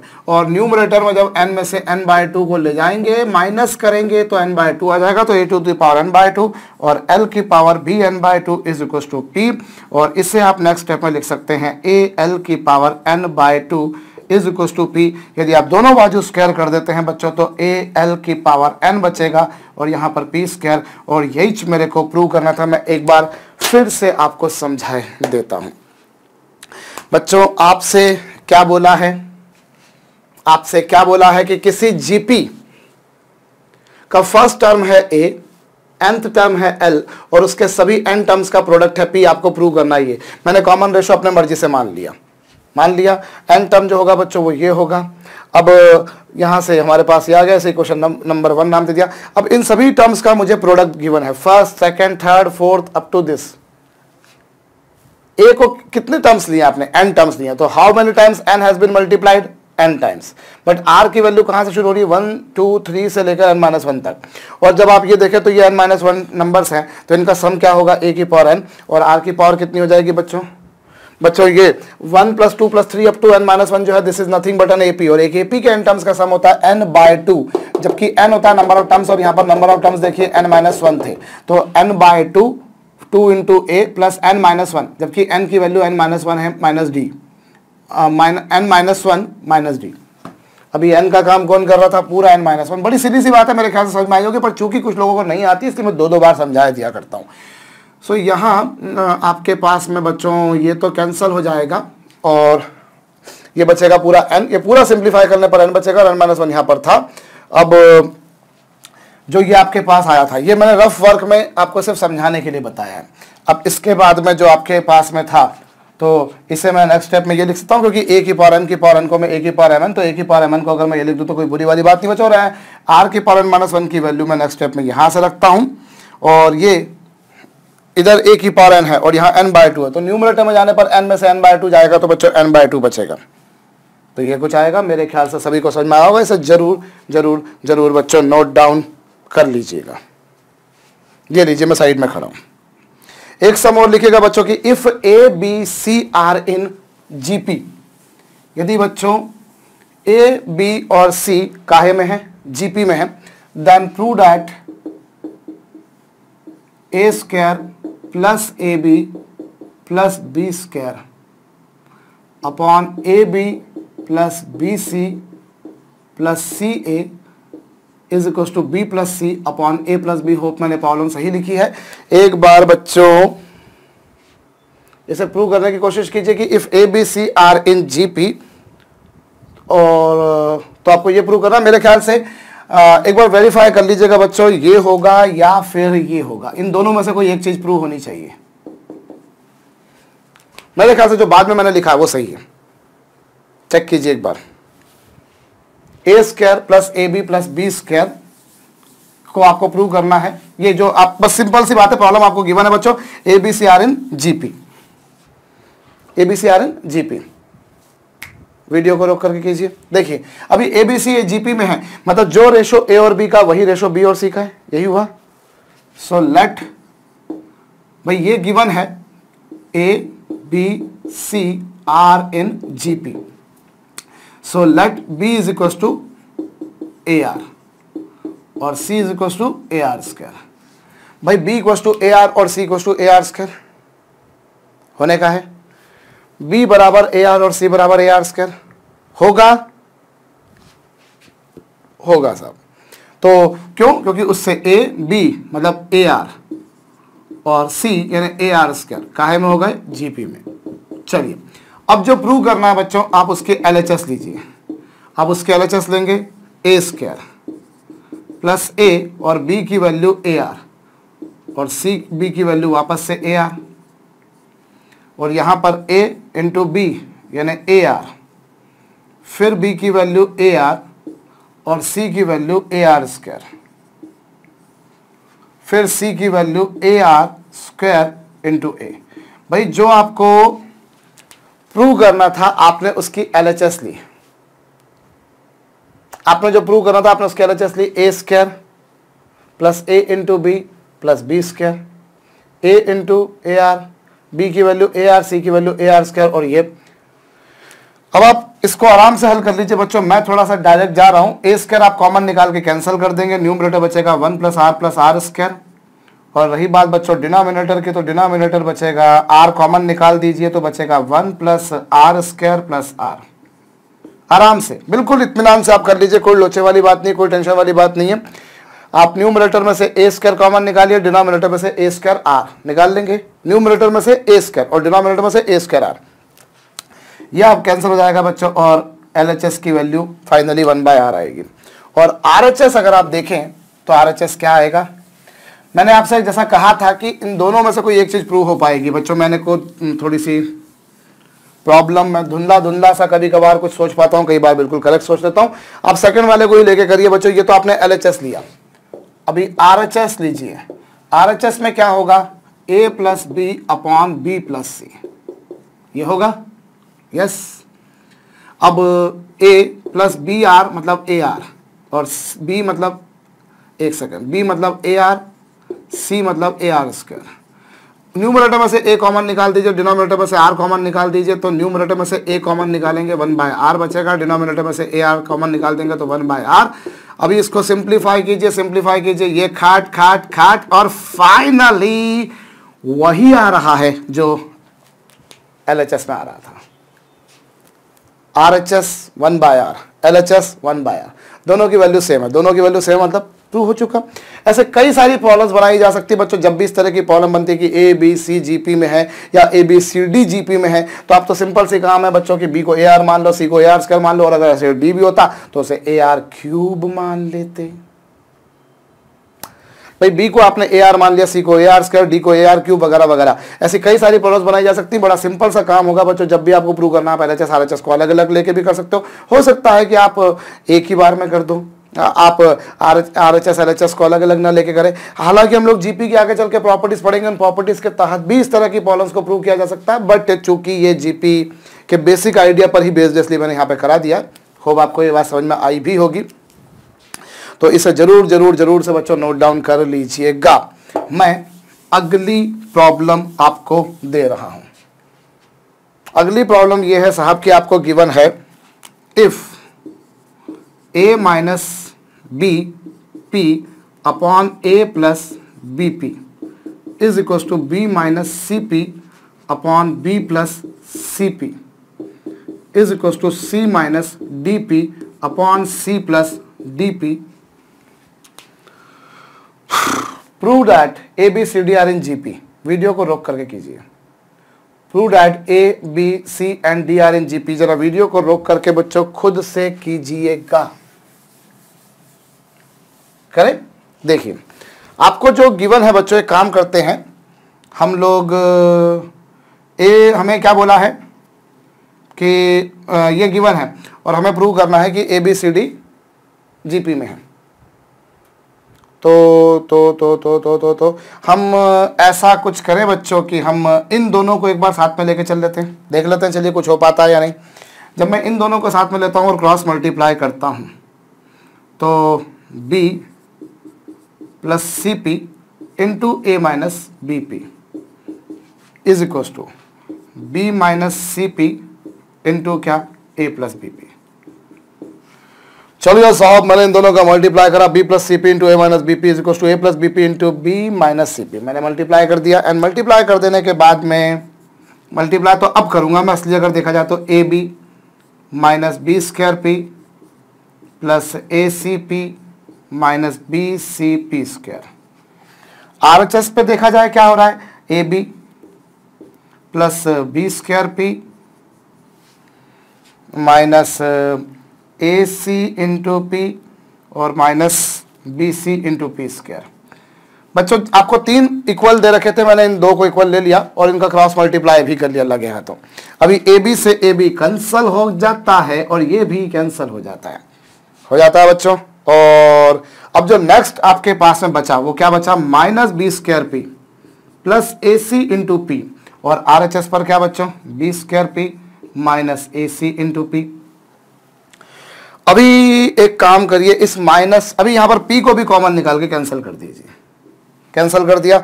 अभी आप माइनस वाले जो भी टर्म्स बच्चों उनको उनके अपोजिट साइड पर लेके चले जाइए। सो यहां आपके पास में बचेगा ए सी प्लस ए सी, और राइट हैंड साइड पर जाएगा बच्चों b square plus b square, और ए सी प्लस ए सी का मतलब होता है बच्चों 2ac, और b square plus b square का मतलब होता है 2b स्क्वायर। ये मुझे बताने की जरूरत नहीं है। और इससे आपके पास में क्या आ गया बच्चों, बी स्क्वायर बराबर ए सी, और बी स्क्वायर बराबर ए सी मतलब बी बराबर upon a is equal to c upon b.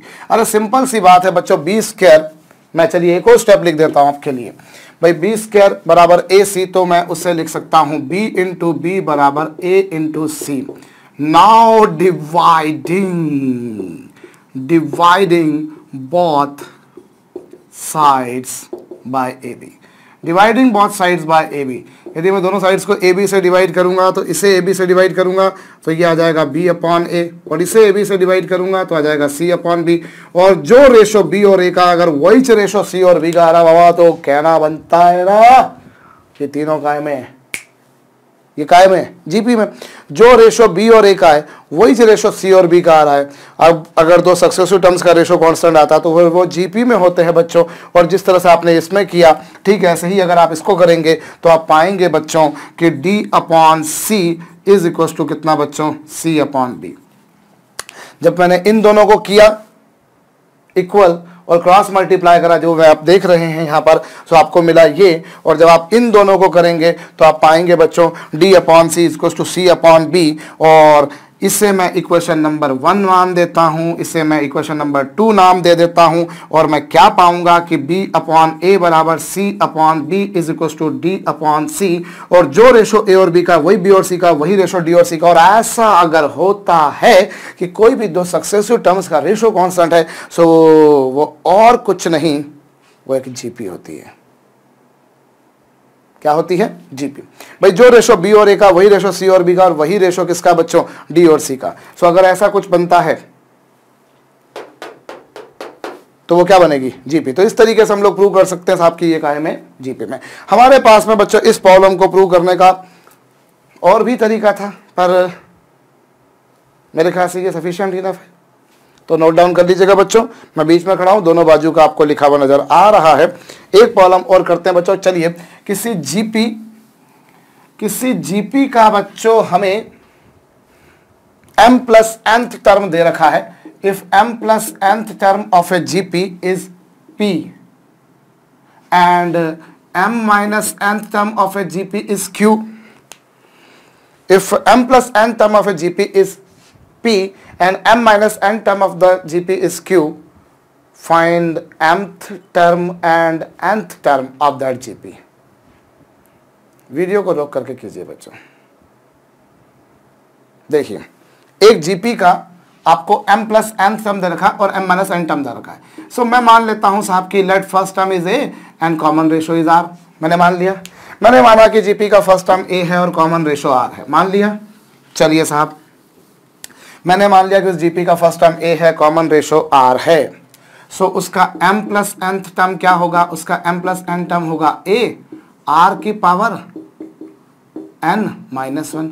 अरे यहाँ n का काम कौन कर रहा है, m प्लस n। सो जीपी का फर्स्ट टर्म मैंने a माना, कॉमन रेशो मैंने r माना, तो उसका nth टर्म होगा a r की पावर n माइनस 1। मैंने जीपी का फर्स्ट टर्म मान लिया a, कॉमन रेशो मान लिया r, तो उसका n टर्म क्या होगा, a r की पावर n माइनस 1, और n का काम कौन कर रहा है यहाँ पर, m प्लस n। सो ये m प्लस n टर्म आ गया, और m minus nth term a r की power m minus n minus 1, ये आ गया। इससे मैंने इक्वेशन नंबर 1 नाम दे दिया, और इसे मैंने इक्वेशन नंबर 2 नाम दे दिया। अच्छा एक मिनट, और इसकी वैल्यू क्या दे रखी है, m टर्म की वैल्यू जो आपको दे रखी है बच्चों, वो दे रखी है p, और इसकी वैल्यू दे रखी है q। तो इसे मैंने इक्वेशन नंबर 1 नाम दे दिया, और इसे इक्वेशन नंबर 2 नाम दे दिया। अब यदि मैं क्या करूं, मुझसे कौन सा टर्म पूछा है, mth टर्म। तो mth टर्म कैसे निकलेगा बच्चों, mth टर्म मुझे अगर निकालना है तो mth टर्म होगा AR की पावर m-1, AR की पावर m-1। मैं इन दोनों इक्वेशंस का यूज करके R निकाल सकता हूं, या मेरे पास एक और तरीका भी है। मैं काम करूं बच्चों, मुझे ये पूछा है, मैं काम करता हूं, मैं फर्स्ट इक्वेशन और सेकंड इक्वेशन का मल्टीप्लाई कर देता हूं। मैं फर्स्ट इक्वेशन और सेकंड इक्वेशन का क्या कर देता हूं, मल्टीप्लाई कर दूं, कर देता हूं। तो मैं फर्स्ट इक्वेशन सेकंड इक्वेशन का मल्टीप्लाई करता हूं, मतलब m प्लस nth टर्म और m माइनस nth टर्म का मल्टीप्लाई करा तो वो हो जाएगा a r की पावर m प्लस n-1 और a r की पावर m-n-1, और ये है p और ये है q। इन दोनों को जब मल्टीप्लाई करेंगे तो a और a का मल्टीप्लिकेशन a स्क्वायर, और ये प्लस n से बच्चों माइनस n कैंसिल हो जाएगा, क्योंकि जब जब बेस सेम होता है, इतिहास गवाह है बच्चों, पावर्स ऐड होते आई है, क्योंकि होती हैं।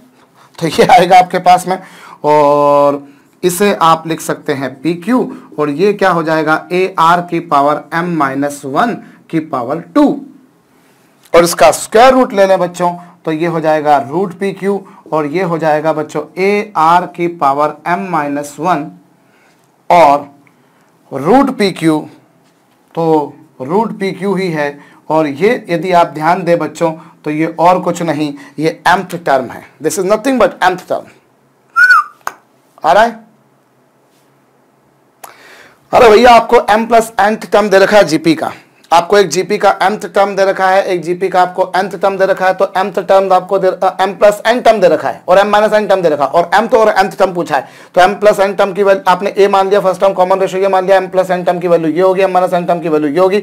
इन दोनों को जब मल्टीप्लाई आपसे ये पूछा, इन दोनों को मल्टीप्लाई कर दिया, मल्टीप्लाई कर देने पर बच्चों बेस सेम होता है, पावर ऐड होती है, तो जब प्लस n में माइनस n ऐड करेंगे तो obviously these two cancel each other, finally ये आएगा स्क्वायर रूट लेने पर, जिसे आप ऐसा भी लिख सकते हैं, और ये और कुछ नहीं बच्चों m टर्म है, तो फाइनली m टर्म की वैल्यू आ जाएगी रूट PQ। होप आपको ये बात खोपड़ी में आई है, नोट डाउन कर लीजिए। एक तरीका तो मेरे जहन में ये आ रहा है, और दूसरा तरीका जो मेरे जहन में आ रहा है, जो दूसरा तरीका मेरे मस्तिष्क में इस समय आ रहा है भैया, वो क्या है, वो ये है कि हम एक काम करें, इन दोनों इक्वेशंस का रेशो ले लेते हैं। जब मैं इन दोनों इक्वेशंस का रेशो लूंगा बच्चों, when I take ratio of these two, मुझे क्या मिलेगा,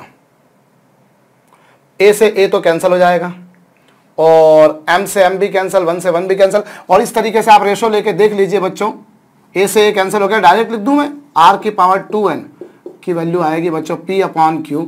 इससे r की वैल्यू कितनी आ गई बच्चों, p अपॉन q की पावर कितनी, 1 अपॉन 2n। जब आपने इन दोनों का रेशो लिया, मैंने take ratio of these two, तो a से a cancel, p upon q आएगा, m से m कैंसिल, माइनस 1 से 1 माइनस 1 कैंसिल, ये आपके पास में r आ गया, ये r की वैल्यू आ गई, ठीक है। अब r की वैल्यू निकाल देने के बाद में आप एक काम करिए बच्चों, आप a यानी कि फर्स्ट टर्म भी निकालिए, और a फर्स्ट टर्म कैसे निकलेगा, when you put this value of r into any of these two equation you will get the value of a।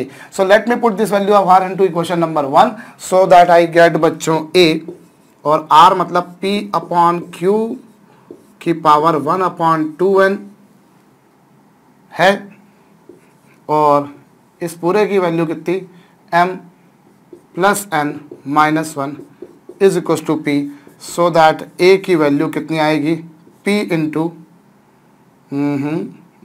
q upon p की पावर कितनी, m plus n minus 1 over 2n। ये first term आ जाएगा बच्चों a, और जब इसको इधर लेके जाओगे तो ये पूरा न्यूमरेटर में चला जाएगा, तो q न्यूमरेटर में चला गया, p डिनोमिनेटर में आ गया, बाकी ये पिक्चर। सो ये फर्स्ट टर्म आ गया, और आपके पास में कॉमन रेशो आ गया।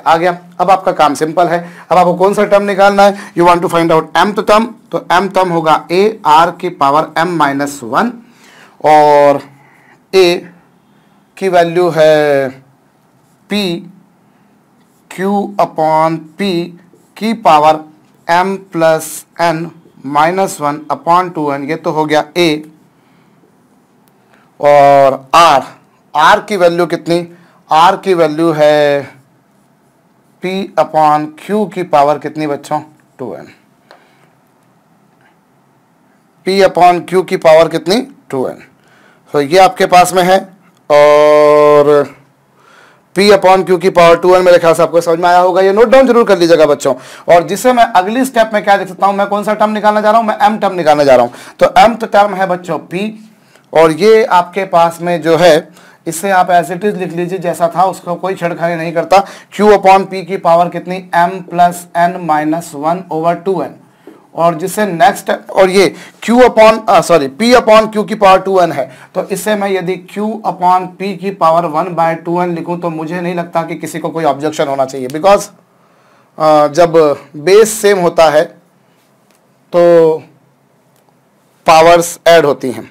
अच्छा एक मिनट, उसकी पावर भी है साथ में, ये तो r आया है, r की वैल्यू ये, और उसकी पावर कितनी m-1, तो ये m-1 भी आएगा यहां पर, उसकी पावर कितनी m-1। भाई r की पावर m-1, तो एक मिनट, ये p अपॉन q की पावर, मैं क्या कर रहा हूं, मैं गलती कर रहा हूं ना यहां पर, यस मैं क्या गलती कर रहा हूं, ये p अपॉन q की पावर कितनी है, p अपॉन q की पावर है 1/2n, और फिर उसकी पावर कितनी है m-1, तो ये m-1 भी आएगा ये, जिससे मैं अगली स्टेप में जब लिखने जाऊंगा तो q अपॉन p, एक मिनट यार मैं क्या कर रहा हूं, क्या मैंने सही किया है, जब मैंने रेशो लूंगा तो एक मिनट, मैं फिर से थोड़ा सा कहीं कुछ कंफ्यूज जन वाली स्थिति तो नहीं आ रही। a से a कैंसिल, r की पावर m से r की पावर m कैंसिल, -1 से -1 कैंसिल, r की पावर 2n की वैल्यू p अपॉन q, जिसका रेशो लिया ये आ गया, और a r की वैल्यू ये है। जब आप इसको इधर लेकर जाएंगे तो m प्लस n माइनस, भाई ये q ऊपर चला जाएगा, p डिनोमिनेटर में आ जाएगा, यही पिक्चर बनेगी। तो ये तो a आ गया, और a की वैल्यू ये है, और r की वैल्यू कितनी है p अपॉन q की पावर कितनी m-1 अपॉन 2n। क्या मैंने सही किया है, मैंने सही किया है, ये तो सही है यार। अब यहां पर q अपॉन p से q अपॉन p कुछ हद तक कैंसिल हो जाएगा, और बचेगा कितना, यस हो गया। आप जब इन दोनों का मल्टीप्लाई करोगे बच्चों तो ये q अपॉन p है, और ये न्यूमरेटर में क्या बनेगा, न्यूमरेटर में बनेगा बच्चों 2n, और यहां पर कितना m-1, इनको मल्टीप्लाई करना है। एक्चुअली जब आप इन दोनों को मल्टीप्लाई करोगे तो q से क्यूब में डायरेक्ट कर देता हूं, एक काम करता हूं, जब आप इन दोनों को मल्टीप्लाई करोगे बच्चों तो मल्टीप्लाई कर देने पर यहां तो आएगा आपके पास में p, और जब इन दोनों का मल्टीप्लाई करोगे तो 2n से 2n कैंसिल होगा, और यहां फाइनली जो बचेगा बच्चों वो क्या बचेगा, फाइनली बचेगा q अपॉन p की पावर कितनी n अपॉन 2n, यानी क्या बच्चों p into q upon p की पावर 1/2, और जिसे आप सॉल्व कर लेंगे तो बच्चों आपको मिलेगा root p into root q, यानी कितना रूट pq। होप आपको ये बात खोपड़ी में आई है, क्योंकि जब आप इनको मल्टीप्लाई करोगे, जब आप मल्टीप्लाई करोगे तो देखो यहाँ पर q अपॉन p है और यहाँ पर p अपॉन q है, बिल्कुल उल्टा है, तो कैंसिल हो जाएंगे बच्चों। आप इसको चाहो तो अलग अलग भी कर सकते हो, क्योंकि आप इसको अलग अलग कैसे कर सकते थे मैं बताता हूँ। ये देखिए ये p है, और ये जो आपके पास में लिखा है इसे q अपॉन p की पावर आप लिख सकते हो m-1 अपॉन 2n इंटू कितना q अपॉन p की पावर कितनी n अपॉन 2n, ये, और बाकी इंटू में क्या था, मैं ये मिटा दूंगा बच्चों, ये तरीका जो मैंने बताया था। Of course that one was very small one, बहुत छोटा तरीका था, आपने सिर्फ दोनों को मल्टीप्लाई कर दिया, उससे आपके पास में ये आ गया। आप चाहे तो वीडियो को पीछे ले जाकर उसे कॉपी कर लीजिए। सो ये तो आपके पास में पूरा a है, और r की वैल्यू जो सॉल्व करी थी तो वो क्या आई थी बच्चों, p अपॉन q की पावर कितनी m-1 अपॉन 2n। ये अरे ये जो आपके पास में लिखा था इसे आप m-1 अपॉन 2n और फिर q अपॉन p की पावर n अपॉन 2n लिख सकते हो, क्योंकि जब बेस सेम होता है बच्चों तो पावर ऐड होती है। तो जब आप इन दोनों को मल्टीप्लाई करने जाओगे तो आप ऐड कर दोगे, फाइनली आएगा। तो मैंने ऐड को स्प्लिट कर दिया, अब ये पूरा एक्सप्रेशन इससे कैंसिल हो जाएगा और फाइनली बचेगा q अपॉन p की पावर n अपॉन 2n, मतलब 1/2, मतलब ये। तो ये तो आपके पास में क्या आ गया बच्चों, ये आपके पास में आ गया mth term. But apart from mth term we have to find nth term as well. हमारे को सिर्फ mth टर्म ही नहीं निकालने का है, हमें कौन सा टर्म निकालना है बच्चों, nth टर्म भी। तो nth टर्म कैसे निकलेगा, nth टर्म जो होगा वो होगा AR की पावर n-1, और A बड़ा भारी वाला एक्सप्रेशन है, A into Q upon P की पावर कितनी साहब, m plus n-1 upon 2n, ये तो है A। और रही बात R की, तो R की वैल्यू है कितनी, P upon Q, P upon Q की पावर कितनी, n-1 चूंकि यहां पर आएगा तो n-1 अपॉन 2n। ये आपके पास में A का एक्सप्रेशन था, वो इसका एक्सप्रेशन था। अब आप जब इन दोनों को मल्टीप्लाई करने जाओगे तो यहां पर भी वही Q अपॉन P है, यहां पर P अपॉन Q, तो ये भी कैंसिल हो जाएंगे और बचेगा कितना, 1 मिनट, ये तो P था, ये P था, और फिर n-1 से n-1 कैंसिल और बचेगा P इंटू कितना, Q अपॉन P की पावर कितनी बच्चों, m अपॉन 2n। ये होप मैंने जो किया है वो सही किया है मेरे ख्याल से। तो भैया देखिए A की वैल्यू थी P into Q upon P की पावर, ये भाई A की वैल्यू क्या थी, P into Q upon P की power m plus n-1 upon 2n, और वही प्रोसेस होगी पिछली बार जैसे आपने इसको किस में ब्रेक किया था, m-1 अपॉन 2n और n अपॉन 2n, इसमें ब्रेक किया था। इस बार आप इसको किस में ब्रेक कर सकते हो, इस बार आप इसको ब्रेक कर सकते हो n-1 अपॉन 2n और कितना, m अपॉन 2n। सो n-1 अपॉन 2n इस n-1 अपॉन 2n से कैंसिल हो जाएगा, क्यों, क्योंकि ये Q अपॉन P है और वो P अपॉन Q है। होप बात खोपड़ी में आ रही है, ये Q अपॉन P है और वो P अपॉन Q है, तो ये दोनों आपस में कैंसिल हो जाएंगे। बचेगा क्या, बचेगा m अपॉन 2n, और m अपॉन 2n की वैल्यू बस आप इतना ही सिंपल लिख सकते हो, या आप चाहो तो इसे P into P upon Q की पावर कितनी, 2n अपॉन m भी लिखी जा सकती है, ये भी लिखी जा सकती है। भाई ये Q अपॉन P था और अभी कितना हो गया, P अपॉन Q की पावर 2n अपॉन m।